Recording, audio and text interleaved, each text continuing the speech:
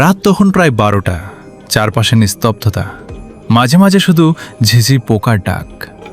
গ্রামের একদম শেষ প্রান্তে দাঁড়িয়ে ছিল একটি পুরনো দোতলা বাড়ি। প্রায় 20 বছর ধরে বাড়িটিতে কেউ থাকতো না। গ্রামের মানুষজন বলতো তো রাত হলে ওই বাড়ির জানালায় নাকি একটি ছায়ামূর্তি দেখা যায়। রাফি ছোটবেলা থেকে এসব ভূতের গল্প শুনে আসছিল। এক রাতে সে তার 2 বন্ধু নাইম আর সজীবকে বলল, আজ রাতে চল নিজের চোখে দেখে আসি বাড়িটায় আসলে কি আছে। 3 জন টর্চ হাতে নিয়ে রাত 11:30টার দিকে বাড়িটার সামনে পৌঁছালে। দরজায় হাত দিতেই দরজাটা কড়কড় শব্দ করে নিজে থেকেই খুলে গেল।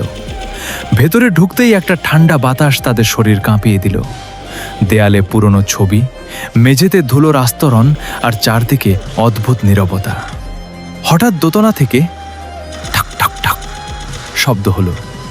সজীব ভয় বলল, চল আমরা ফিরে যাই।